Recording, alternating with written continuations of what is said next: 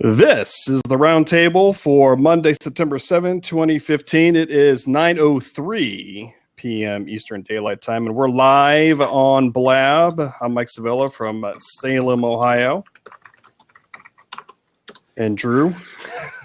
Hey, everybody. How's it going? Drew Griffin here just outside of Philadelphia, Pennsylvania. Good evening, everyone. My name's Sean Dent, broadcasting from Erie, Pennsylvania. And this is a show where we talk about topics we love, technology and medicine. We'll be talking about the upcoming I6S event. We'll be talking about an interesting story from Drew with cancer treatment that may surprise you. And we'll also be talking about the next generation of a very popular nursing blog, Carnival. But before that, happy Labor Day holiday, guys. How's it going tonight? I don't know about you, Drew, but I tried to do as little as possible today. Yeah, I recovered from a pig roast that occurred yesterday. So it was my first pig roast, and it was a good time today. Just hung out with the kids at the pool and prepping for this exciting Blab session with you two fine gentlemen. Well, if people saw me, I was going to say, I saw someone riding a bike and drinking beer. Bike riding there from Facebook friends. They saw that, and I admit I will be very distracted during the show because I'm watching the Ohio State game right now. But I do this for you people out there because that's why. So let's jump into things here, and let me see if I can change the topic on this. This is a new show here, kids, and we're trying to do some different things here. So let's try to do that. So our first story tonight, we're talking about the upcoming Apple event in 2 days, which will be on September 9, 2015. And I'm going to post this link in the chat room here. This is from The Verge. People have opinions about the Apple event. We're all kind of, curious about this, and guys, and let me tell you, I'm up on my contract coming up in a few months. Oh, wow. And I'm looking at this new iPhone 6. Actually, I'm looking at the 6S, this huge type of phone. Let me read some stuff here from The Verge. It's a new processor and blah, blah, blah, blah. There's a new camera system, which I'm very excited about. And and you guys have an opinion on this, like this force touch thing on your phone, where you like touch the thing and then you can go deeper on it. And I don't know, the new MacBook has some of this force touch stuff. You guys have any opinion of that? I don't have you first, Drew, because this was the first time I've read of this. Well, yeah, I guess with any level of technology, I think just from the Force Touch, personally, I'm into Star Wars, so anything that has the word Force is going to be cool for me. Touche. But yeah, nonetheless, I think just the way that we're engaging with technology, just with the Apple Watch as it is right now, they're tapping into, no pun intended, they're tapping into a lot of our other senses, the feel, the touch, etc. So our communication with one another, albeit, audio and visual, is now bridging that gap between touch. And whether it's of value or not, I think there's something intriguing about it to start to tap into some of those other senses. So I know the one big thing about the watch is you can have that taptic, I guess that's what they call it, a taptic touch, where you can send someone kind of like a Morse code type of deal, but they actually feel it on their wrist. They'll feel it on their watch. I don't think that this is entirely new. Now that I understand what you're talking about, no, this isn't new. It's not entirely new, but go ahead, Sean. Go ahead, jump in. I'm almost positive that when Verizon first acquired, or when the iPhone was first being sold on, or right before Verizon was able to sell iPhones, Verizon came out with a very rudimentary touch phone, and it clicked, but it actually vibrated when you touched it to give feedback to say that, you've hit that menu or gone into the next menu. It actually gave you vibration feedback. And it was horrible, but it was the cool thing back then. And I'm going to say that was almost 10 years ago. Yeah, I agree. And for some of this, we may all suffer from that phantom texting syndrome. That buzz that you think that you received a text message inside your something else. Yeah, yeah, right. But it's kind of weird. Like, I don't know if it's a third sense or sixth sense or taptic sense of some sort. You either anticipate that you received a text message or a status update or something like that. We're so in tune with. I just got a direct message on Twitter, or someone just pinged me from Facebook Messenger or something like that. This might be the next evolution of that, where different types of sensations, different rhythms, different vibration sensations are going to be sending certain signals to us. And I don't know. That might be just the evolution. I'm curious to see how they're actually going to pull that through on the phone, and what that's going to be like. I have a watch. I have the Apple Watch, which tells great time. Let me tell you guys. If that's the headline. But I'm waiting for the Watch OS update, which I think it's going to come out next month.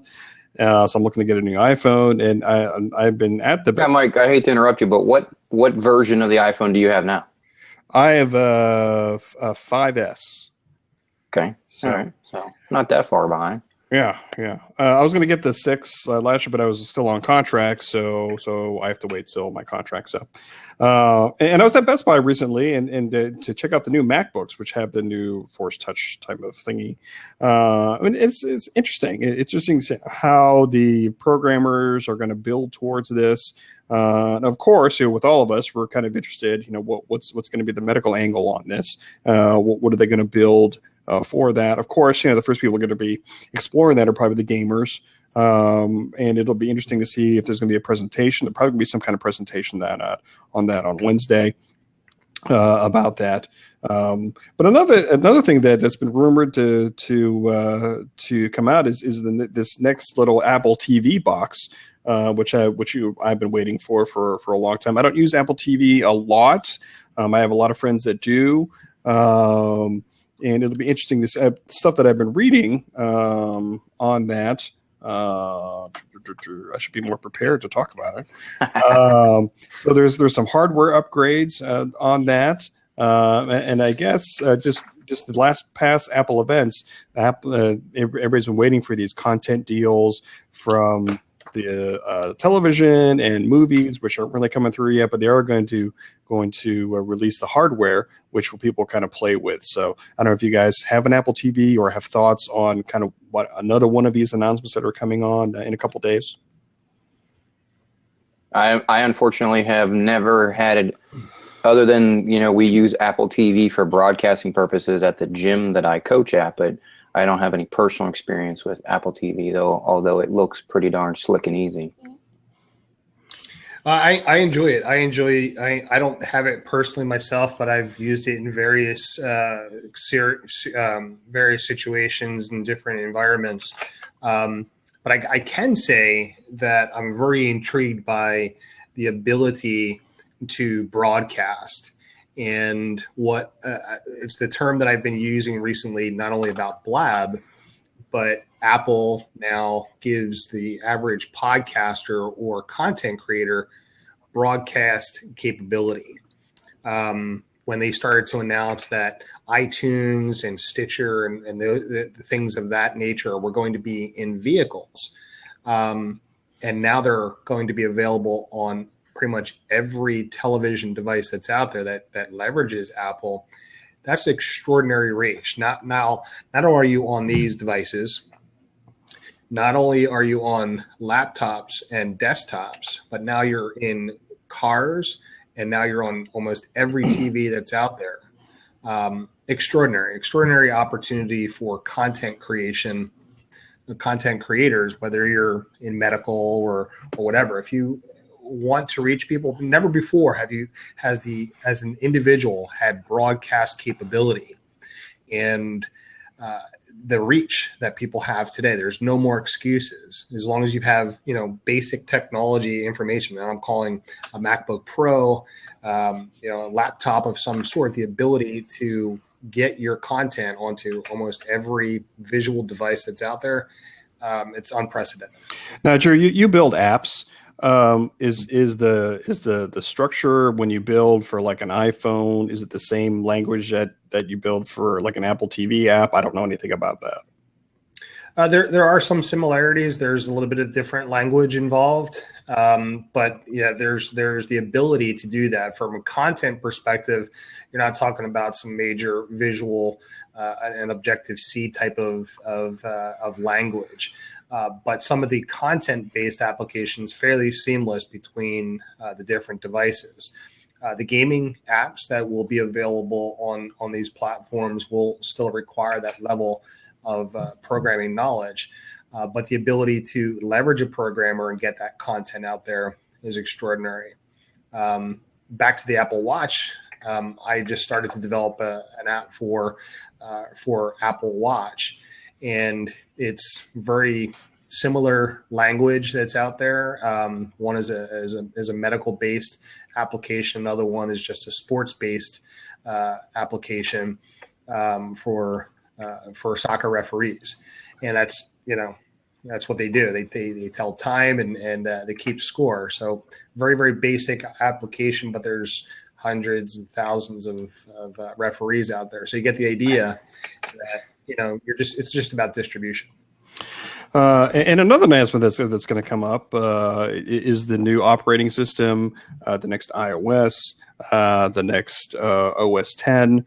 Drew, I'll go to you first. I mean, it's have you been like on the betas at all for the iOS? Or do you have any experience with that? Are you allowed to talk about that at all if you were? Or Yeah, no, this has been out there for quite some time, and it's fairly public knowledge that the one major thing that's exciting for app developers is the ability for deep linking.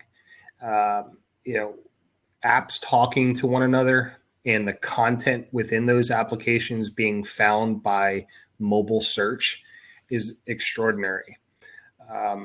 The other day I was testing for podcasting. My flagship application is Podcasting Magazine, and I simply started to type in the word podcast through Spotlight and search. And the very first thing that popped up, now this is a cleared cached device. Very cool when my magazine application is coming up number one when someone is searching for a podcasting at all. Now there's thousands and thousands, hundreds of thousands of podcasts out there. Why is my application coming up number one? That's pretty exciting. Now, Apple News is going to be a new application that comes out. It's very similar to Flipboard. If the viewers are familiar with that application, relevant content, people want information that's fresh and relevant. If that content is being pulled in and referenced into that application, into Apple's News app, just imagine the exposure that people can have around their stories, whether it's a medical-based application, a news story of some sort about a local Ohio sports team that may or may not be winning tonight. It's limitless. Yeah, exactly. It's limitless. But the opportunity is very, very exciting for app developers who may or may not have some prominence with their applications. Now they might have the opportunity for apps to talk to one another and be discoverable. So very, very exciting news. Yeah, I mean, Sean, Drew knows more about this than we do. I'm just excited just to kind of update my phone and checking out this new. Well, I hear the camera's supposed to be souped up a bit too. So for people like me, that's nice. I can't say that I follow you. I don't usually follow the releases. I usually wait till the post notes to get all the highlights, unlike Mike, who likes to watch them. I know he does. I like watching everything break on my phone, so it's awesome. But I probably will be one of the first ones to buy the next update. I always have been. I have that deal on Verizon where I can get it for like either free or half off. I can't remember what it was, but Usually every 6 months, I got a new phone. So I'm an early adopter. Always have been. Yeah, Chris I encourage everybody in the chat room to chat in. Chris is saying he's a former iPhone user, looking to see if there's anything to pull back from Android. Come back from Android. Come back. Oh, Come I'm back. sorry. I have personally owned every phone out there, and the iPhone to this day is still the best phone out there. It is so user friendly, so easy, and the applications. And I mean, come on, some of the apps that are out, the mobile apps that are out there, are only usually released on iPhone first, or at least on iOS for months before you actually get it on an Android. Or I mean, do they even have Windows phones out there anymore? So. Oh yeah. Yeah, I guess we could go into a lot of debate over the different platforms. I actually developed for Android as well, but here's my thing on that. Android is a great platform as well. However, when it comes to revenue, it is overwhelmingly evident that the revenue for app developers is on iOS. Android apps, I mean, I've had apps out there that were cross-platform capable, and 99% of the revenue from that app came from iOS. So whether iOS users are just, willing to hand over their money compared to Android developers, I don't know. I mean, I don't want to say that. Whether they're more affluent and just willing to invest in some of the infrastructure. I know that one of the major takebacks from Android is security, and it's just not a stable platform. There's been a lot of hacking. I know there's recent stories about the jailbroken iOS devices that 250,000 people, have, been breached. All right. But just there's 7.2 billion people on the planet, 8.2 billion mobile devices out there. And we're talking about 250,000 compared to several million people that are being hacked on Android devices. I don't know about you. If your website has ever been hacked, it's a pain in the ass. It's a real pain in the ass. I just prefer stability, and whether or not Apple's closed platform just pushes people off, I prefer to have my stuff nice and safe and secure. Yep, I would agree. Exactly. Yeah, I mean, he's Chris is loving his Nexus 5. I've seen the Nexus 5. It's a cool little phone there. Yep. So Windows Phone. What's up? What's that? That's good.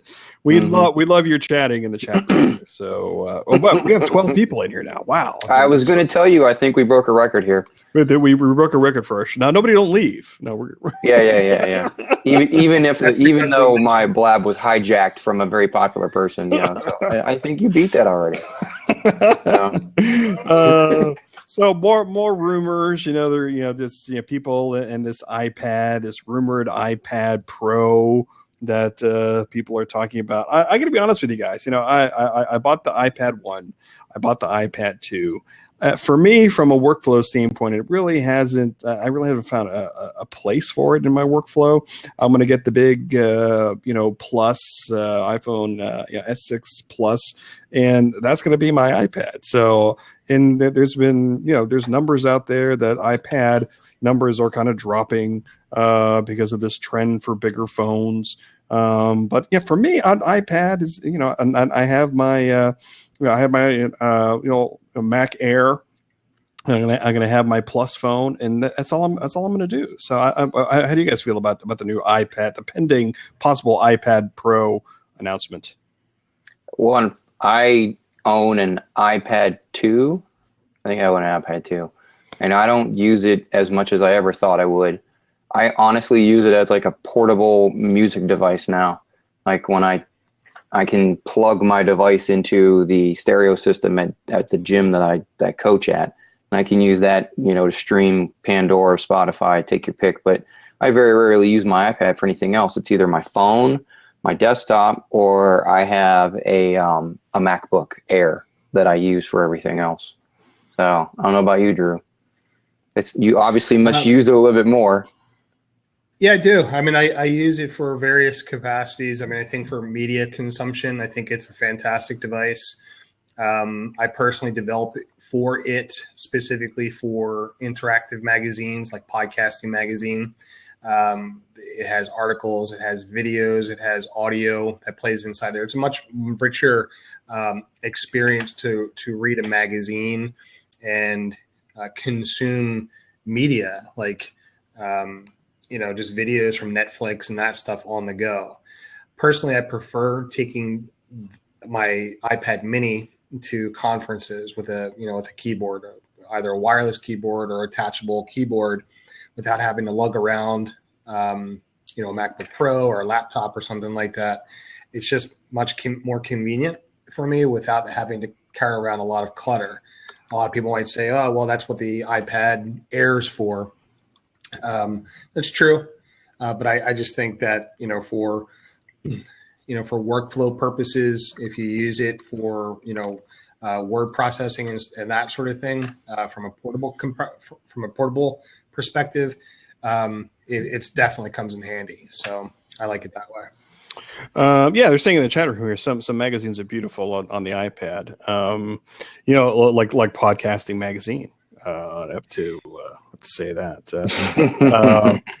Empire Mag is great out there, but yeah. I mean, we're going to go out of order here. So in case people don't know about Podcasting Magazine, there, Drew, what can you tell them about it? Well, thanks for that plug and thanks for the opportunity. So I saw an opportunity for magazine development on for iOS and for Android. Podcasting Magazine is not available for Android as of yet, but here's the thing. The opportunity in the publishing world a lot of that is in trouble. Magazines, print magazines, print newspapers, that opportunity is, for major companies, but declining revenue shows that, that's an industry that's been in trouble for years. Whether or not journalism is in trouble, I don't know about that so much, with the prevalence of blogging and that sort of thing. But when you get into monetization, right away, if you've got a magazine application that resides on pretty much every device that's out there, whether it's an iPad or an iPhone or something like that, the ability to put a payment gateway there and democratize that collection, number one, that's a huge opportunity for any blogger, any person that's out there that wants to reach pretty much every device that's out there at all times. People are carrying these things around in their pockets all around. And the fact that it's interactive.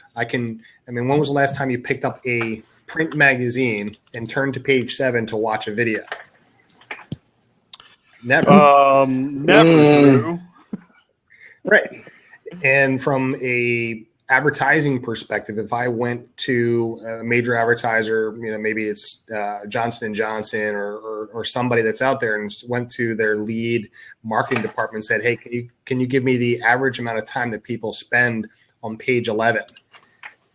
And they won't be able to tell you how many people clicked on page 10 because they can't click on it. I can pull up my Google Analytics and show them exactly how much time people spent on page 10, how many people clicked on that advertisement, how many people watched the video, and for how long they watched the video, and whether or not they bought something. So right there, does that translate into the opportunity for advertising revenue? So I just covered 2 opportunities there. That's from a business perspective for Podcasting Magazine, but just from the development, it's kind of fun to develop and feature other people, tell people about various podcasters and their shows and what, promote what they're doing because they're doing excellent work. So it's exciting. It's exciting to see the reach. It's exciting to see people downloading the magazine, downloading the application all over the world, and just connecting people. That's where I saw the opportunity. I've been always kind of curious about programming iOS. If I had more time, I'd love to kind of learn some of that stuff. Was was it? I mean, how'd you get into programming, or like how tough is it to build an app, or to just kind of learn it on your own, or how did that happen, Drew? Cool. Am I the only one that heard that feedback? No, I had some feedback too, but yeah, just to recap, Mike asked, basically how I got into programming. It was difficult. No, it wasn't. I mean, I've always been a tinkerer over the years. Ever since my first Mac 512K came out, I've always been tinkering around. Now, naturally, the languages have changed over the years, and I've always kind of kept up and learned little snippets of code, tinkering. Just like you've learned medical jargon, it's the same process. You're learning that jargon as you go along. You're tinkering. You're trying. Now, the cool thing about it is there's a lot of different platforms that are out there. Some are drag and drop, just like WordPress or Squarespace or anything like that. You have to learn, basically how to put your header in, how to make, things slide from left to right, how to, to embed video and that sort of thing. That in of itself is not a completely difficult process, but, there is a little bit of a learning curve. But if you think about it, that's the future. The future is being in that mobile space. I mean, almost every kid that you see walking around has an iPod or an iPhone or an Android device. They're playing in apps. I saw a video the other day that some kid was trying to put in a cassette tape into a tape recorder, and they couldn't figure it out. I'm like, this is crazy. My own kids, they show them an 8-track. That was it. We were in our basement. I had like all this old stuff down there. They looked at a vinyl record. They looked at a cassette tape, and they looked at an 8-track tape, and they said, "Dad, what's this?" And I said, "Well, this thing actually played music back in my day." And then the follow-up question was, "Dad, how many songs are on this 8-track tape?" That's great. And I said, "This one? One." My daughter laughed, and she pulled out her iPod. She said, "Dad, this holds 10,000 songs." And she, I have to say that, it was just one of those moments where it was just entertaining, and I realized, how old I've become, and just the sign of the times have changed. Yeah. Oh, Mike, I think your mic is completely down now. We can't hear you at all. So, Mike, why don't you leave the room and come back in? Yeah, probably gonna have to do that. So we're gonna have to pick up where Mike left off. Hey, I think this would be a fine opportunity to move into the next topic. What do you think, Drew? Yeah, sounds good. So go ahead. Why don't you take over that one? Oh, you're killing me. Why don't you do your topic now? Oh yeah. Actually, I think it is mine anyway. Yeah. So until Mike comes back in, what the next topic was actually my topic, and I came across this story on Facebook. Someone had shared it, and I thought it was pretty interesting from a healthcare perspective. The title of this story was "The Accidental Cure for Cancer Potentially Found as Medical Trials Begin to Test It on Humans." So every once in a while, there will be some pretty profound titles that come out, headlines of stories. But this particular story, caught my eye. And as I started to read a little bit about it and reading some of the science behind it, I thought it to be pretty interesting and compelling, and how this guy, the gentleman's name he's actually from, I believe, Sydney, Australia, and he's a biochemist by the name of Philip Haag, the man behind the revolutionary drug turning the battle against cancer on its head. And essentially what he's doing is he's messing around with proteins and arsenic on cancer cells. So apparently the prevalence of this is they're seeing some positive results of this in test tubes and that type of thing, and they have even moved to human trials or started to do it with mice, and saw some extraordinary results in shrinking hard tumors in mice. So I wanted to ask your opinion. Have you heard about this in the rounds in traditional healthcare in the United States, or has this news been something that's been evolving for a while? This one's you, Mike. Can you hear me now? Yeah, we can hear you now. Yeah. Yeah, Drew, I appreciate you bringing this up the other night. We just didn't have an opportunity to talk about it, and it's interesting always reading about different type of cancer treatments. Where they come from and what they do, and there's a lot of cancer treatments out there that are potentially harmful to like normal cells, like for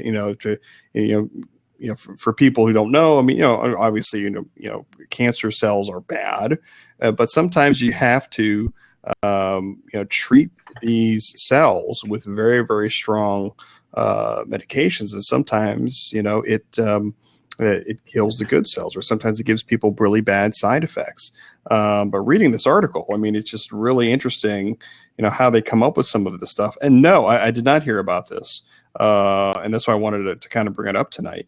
And it's interesting how not even chemicals like this, but also treatment with different viruses or treatment with different bacteria sometimes are used to treat cancer. Sometimes I even read things about brain cancer. They even they put an injection of viruses or substances or bacteria in the brain to kill cancer. And it's kind of cool kind of reading some of this stuff, but obviously you feel bad for these patients who have this.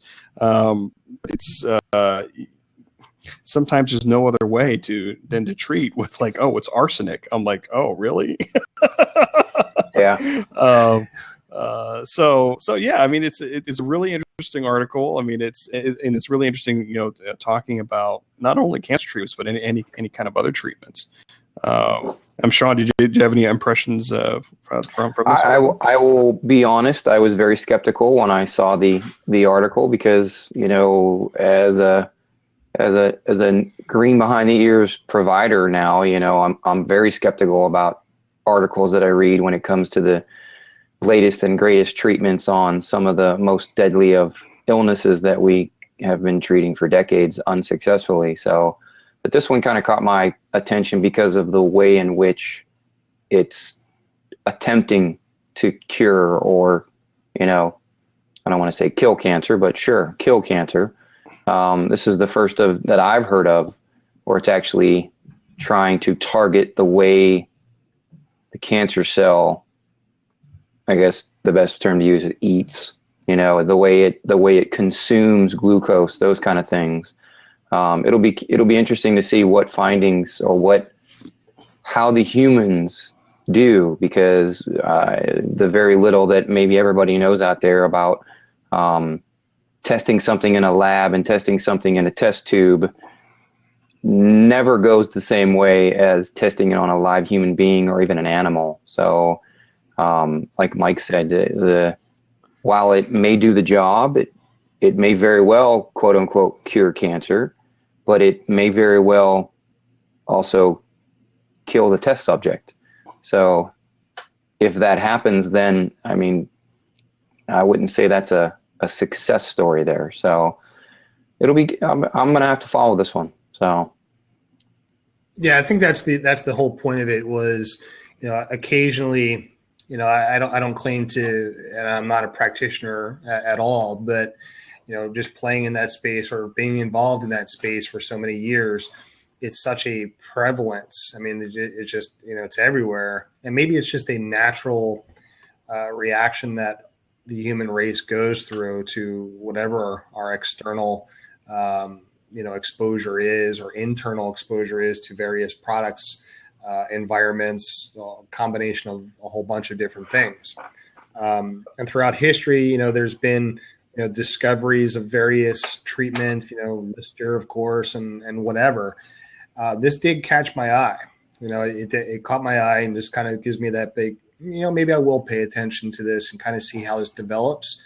The one thing that it did provide is, some hope that, hey, maybe people really are working on some pretty cool stuff here. Let's keep an eye on that. And, the question that, really comes to mind is, what if this person, or at least this step in the process to finding a natural or unnatural treatment to this type of stuff really prolongs our lives? What's next? Do we live to 120, 130, 140 years old? And should we really be messing around this type of space anyway? But nonetheless, I would think and probably say that, a good number of people, probably all of them that have cancer, are probably saying, I'd rather live, another day than actually just give up. So we'll see. Yeah, I was kind of curious, and even open up to the chat room too, as far as, I mean, how Drew, how did you find this article, or like how did you, maybe even the Sean too, how do you guys kind of consume news? For me, again, I go to like Google News, and sometimes I share links on my Twitter or Facebook, just on technology and medicine type of things. How do you guys kind of consume your media, or come up with stories like this? I'm in transition. The way I used to is I don't. I'm not consuming it the way I used to, so I'm trying to find a more effective way, because I would spend a little bit too much time trying to consume a proper amount of news. So I'm finding other sites that collate and curate it at a better rate than I do. So my medical news, if we're talking about medical news, is probably from the journals that I subscribe to. So, I stick to my area of interest and specialty, which is in the critical care world. So, but absolutely, this particular article applies to my job in every way. How about you, Drew? Yeah, similar. I mean, Google alerts, and typically I'll follow some pretty well-respected groups, Facebook groups that have a lot of medical professionals in there, specifically in the wound care area.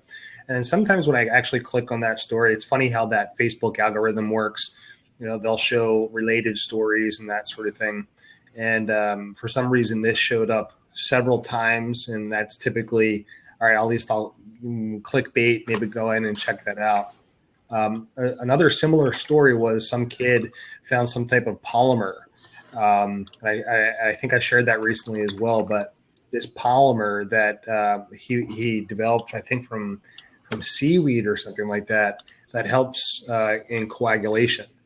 And I thought that was like amazing. So somehow the advances are continue to come out. I think he's like like 18 or 19 years old when he first started to think about the idea. I don't want to speculate here, but some of the stories at least raise an eyebrow for me to listen to and kind of see how the advances are. When you hear stories like that, where a medication or a treatment can help stop aggressive bleeding, the first thing you're thinking about is our servicemen who are fighting wars and whatnot. They get a potentially life-threatening injury or something like that, and then a medic in the field can handle that treatment pretty aggressively and stop the bleeding from occurring by simply applying a swatch of this medication or this gel. Mm-hmm. And you just think, wow, the advancements in some of these things, until a surgeon can get in there and do work on the internal organs and that sort of thing, is pretty cool to see that kind of stuff happening right before our eyes. Just as we were talking about technology earlier, evolving tech, we're also seeing that in healthcare as well. And that's pretty exciting.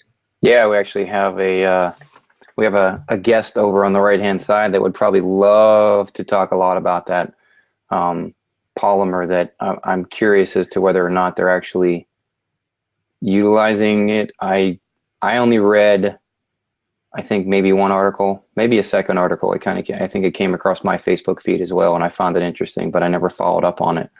But I'd be curious to see the applications to that, in the pre-hospital world, as well as anything in the military. I would imagine that anyone that has any kind of money to provide would be throwing money towards this particular endeavor, to even just to see what kind of applications it would have. So. Yeah, it's exciting. So now I think it's time to transition to our topic 3. And so, Sean, what do you have for us here tonight? So I thought that we would talk a little bit about an old topic way back during the early years of the internet, way back before Twitter. We had blogs, or we had long-form blogging, and the way that other bloggers would communicate with each other would be through what was called a blog carnival. And for those of us who are nurses who were around back during the early years of blogging, there was a very popular nursing blog called The Change of Shift, ran by a wonderful ER nurse for, I think she had it going on 7 years. And if I'm not mistaken, I think that's where I met every single one of you, was at least in some way, shape, or form from that particular effort. She retired the blog carnival a number of years ago because of a lack of interest. And I've decided that I'm reviving it. I actually have started it on my own, and it's in transition. It's kind of a fluid movement right now, but ultimately it's going to be a platform for every generation of nurse to meet, greet, and speak with other generations of nurses. I think it's now become a misnomer when it comes to the blog carnival, because many of us out there don't really use blogs, at least the way that we used to use them. Most blogs are mini blogs now, or they're update statuses. So I'm trying to utilize every form of social media out there, thanks in part to a wonderful suggestion by our wonderful host here, to utilize other resources other than blogs. So, funny status update messages, Instagram, Vine, Facebook, Twitter, anything that nurses can relate to. I think I'm going to focus on nurses to start with, and then maybe branch out. I have a podcast that I've started on my own that's very rudimentary at this point, and from what I've learned over the past weekend, it's considered a mini podcast. I'm thinking of developing The Change of Shift into either a podcast or utilize this particular medium, Blab, here to talk about The Change of Shift, to utilize that moniker to recruit and talk with just as many nurses as possible. I think the generation gap between the old school nurse, like myself, and the new school nurses who are, only been at this game for a year or two, or who are nursing students, a way of bridging the gap. I feel very strongly about squashing the horrible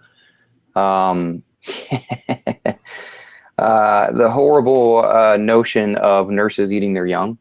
I absolutely hate that with a passion, and I've made it my goal as a nurse, as a professional, now as a nurse practitioner, to try and eliminate that concept altogether. So this is one way that I'm trying to do that.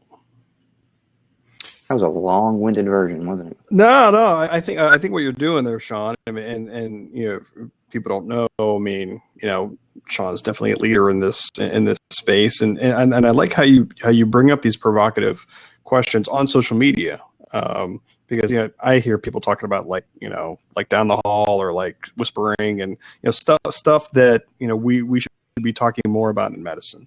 This whole eating your young, like the more experienced nurses really kind of, I don't know what kind of word to say, but really going after the newer nurses, the younger nurses, and there's other topics as far as leadership development, being an advocate, all that type of stuff. I think needs to be talked about more.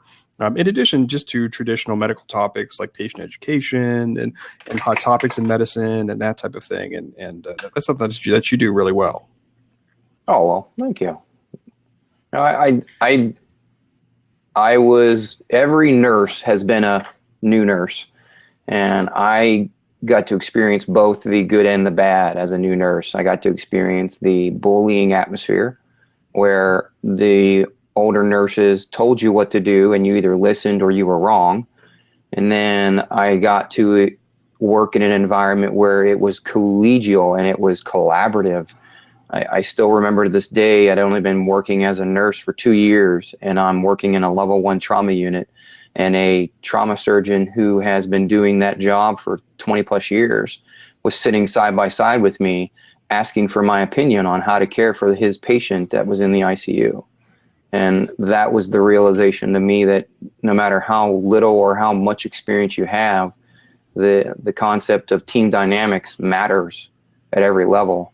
And I refuse to believe that a 6-month nurse doesn't have something valuable to say that a 6-year nurse can say. So, and I've gotten a wonderful perspective being able to walk over the line from being a bedside nurse to now being a nurse practitioner, where I get to visit the world of being as close to a physician as I can get without going to medical school. Treading lightly, Mike, treading lightly. But understanding both roles, at least to the best that anyone could. And there's a lot we're missing. So I'm making it my goal to try and fix that. And Drew, you and I met way back at PodCamp forever. And we actually all of us have seen this kind of just change in social media, this long form blogging and short form blogging and using video and using audio. And I think something we can all agree on is that, and as a profession, I think medicine, needs to be out there more, starting discussions, continuing discussions, but I think that Drew is gone. Yeah, Drew froze. I think he. Drew didn't like my question. I think that's what happened. But yeah, I mean, yeah, we've talked about this before, Sean. This long form blogging and short form blogging, and I used to write a lot more. I don't even write a lot now. And we've talked about the changes in the past few years as far as, let me see. I was locking the seats down, so if Drew was trying to come back in, I was going to let him back in here. Oh, I didn't see him come back there. Yeah, I didn't see him come back. He was having some internet problems last few times. Yeah. Well, maybe Sean, you could talk a little bit about just the change of shift in general, just your issue this week. I did see you got a lot of some good contributions there. Is this something that you're going to be doing every month, or yeah? So I'm going to start it monthly because it's a bit arduous to. It's one thing to find the links and find the great content, but it's another thing altogether, like you talk about, is actually creating the blog post in the long form and making it, make sense and having it at least worth the read, because the current generation doesn't have the attention span that the old generation used to have. So you have to put it into bite-sized pizzas and pieces. I'm hungry now. Yeah, no kidding. Yeah. The first issue was just to get it out there. I basically picked all of the blogs and or media out there that just crosses my stream, that I follow on a regular basis. Everything from the seasoned nurses who have been doing this for years to there's a nurse blogger out there that I think just started a blog like a week ago, and I posted some of her content as well. So it's just another way of me trying to bridge that gap, is that, I'm a firm believer in that anyone in healthcare, once again, my preference is nurses, anyone in healthcare should blog in some way, shape, or form, whether it's a mini blog or long form blog. You need to blog because it's a way of just sharing your information, as well as, you get to actually hone your communication skills more than anything else. I'm hoping to, have it grow. getting it out there right now just to see what the interest is. I haven't gotten a lot of feedback on it yet. I mean, it's just brand new. I think it just came out last week. I'm recruiting others to contribute. Others meaning that there's a particular someone on who's been watching us who is a season blocker who has been on hiatus for a while. Trying to recruit her to start writing some content. It seems that a lot of the nurses out there, at least the feedback I've been getting, is they like the bite-sized information. They don't like the long form. Like I said, I don't think they have the attention span that we used to have.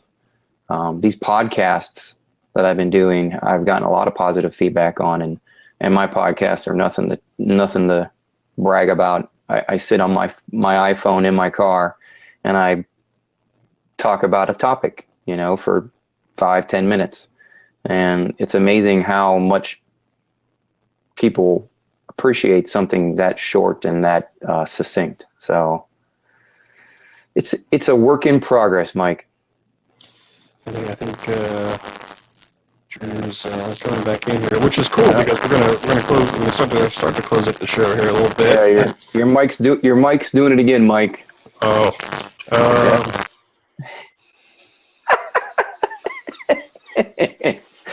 I'm next, apparently, because, Mike has had a problem. Drew's had a problem. Can you hear me now? Yeah, it's still raspy, Mike. Still raspy.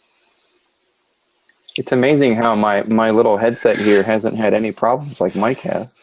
Yeah. Can you hear me? Yeah. All right, cool. Oh, yeah, I can hear you. There you go. There we go. Yeah, for some, my MacBook is on its last little bit with its battery, so I apologize. I didn't realize it, and then it just cut out on me. How about now? Can you hear me now? Yeah, you sound. Yeah, you're back, Mike. You're good. All right.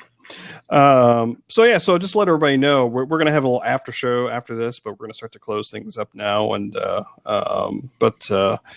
so as we kind of close things up, let me see if there's anything else on my list here because we're running a tight ship here, kids. But I want to thank everybody who joined us either live or who are watching us afterward. I'm going to put up the video on my site, drmikesville.com. Also, you can also follow me on Twitter. And Drew, so we welcome that you're back. You did talk a little bit about Podcasting Magazine. Where else can people find you on the internet? And talk about the blabs you're going to be doing here on Blab. Yeah, sure. Thanks for that, too. So I figured to kind of combine a lot of the different varied interests, I started a new website called Blabbing Over Coffee. I enjoy coffee, but that's not what the Blab is about. It's really just, people getting together, having, a cup of coffee, tea, or other choice beverage. I won't ask them what's in the cup, and rather just jumping on and talking about various topics. So yeah, blabbingovercoffee.com just launched yesterday. So please pardon the appearance of it. It's a work in progress, but anyway, it's really just a way for me to start podcasting a lot more through Blab. So you can find me over at podcastingmag.com. Download the magazine if you don't mind. Podcastingmag.com/iTunes. You can follow me right here on Twitter at Drew M. Griffin. So, and you got a Facebook page for Podcasting Magazine too. Is that right? Yeah, Facebook.com/Podcasting Magazine. Cool. And Sean, where can people find you all over this great internet of ours? I'm on every social media platform known to man, ironically. So, but the easiest way to find me is just to Google SeanDent.com. I have a landing page there, and I'm mostly on Facebook and Twitter these days. And I have become a bit of I'm abusing Instagram these days. So when I'm not talking about nursing, it's usually my other passion, which is Olympic weightlifting and CrossFit. So. Yeah, we're going to get to that one of these shows. But I do want to ask you about #AskTheNP. Oh, yes. I honestly do not remember how it came about, but I wanted to collate all of the, pearls of wisdom, the nuggets of wisdom that I have that I keep giving to these nurses, new nurses, and things of that nature. And I wish I could remember why, but it was a wonderful stroke of luck that I started the hashtag AskTheNP. And you can go to Twitter and just find the hashtag, and all it is just pearls of wisdom for nurses. And it's completely random at this point. I'm actually utilizing old blog posts of things that I've suggested in the past. Was that real? That was real. Oh my. Excuse me for a minute.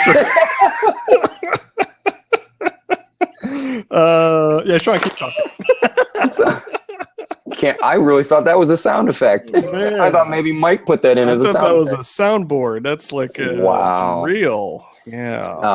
I was going to end the show, but we have to wait. We have to see. Yeah, I mean, you could probably end it on that note, though. Yeah. No. We're gonna wait to see get the update on that.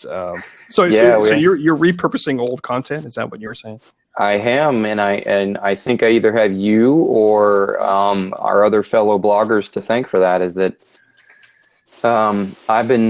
you and I have been doing this for bordering on 10 years. And all the stuff that I thought was already talked about, that we talked about 5, 6, 7, 8, 9 years ago, the current generation hasn't heard about. So I'm repurposing everything that I've talked about from the beginning, because everything that I've learned way back 10 years ago when I started this, I want the nurses that are currently experiencing that to benefit from, anything that I may have learned at that time. So, and it's the amount of positive feedback has been amazing. One of the Ask the NP hashtags, and it was just a random one. I think it got retweeted like 20 times. That's awesome. And it was amazing that many people, connected with that. So, and I get a lot of feedback on Twitter as well as the Facebook fan page that I have. So, Drew, is everybody okay? Yeah. Yeah. Yeah, I appreciate that. Everybody is okay, but it was kind of crazy. Just the casing over the light over, I guess in the dining area just fell. It was strange. It just exploded all over the floor. Unfortunately, nobody was underneath that thing. Well, that's good. That's good. All right. So you guys got anything else before I hit stop here? And we will go into our after show. Everybody still hang out for the after show. And we do want Emily to call in. So we'll just wait till the show. Emily has to call in. Yeah. It was a smashing success. There you go. You guys got anything else? So no, I guess I want to ask the question. You stuck to a format. Oh no! How many? Let's we'll do that afterward. Yeah, all right. You're gonna so thank you for joining us on the roundtable. Just keep us in mind on Blab here. I'm going to hit stop, and then we'll go into our after show here. So here we go. Bye, everybody.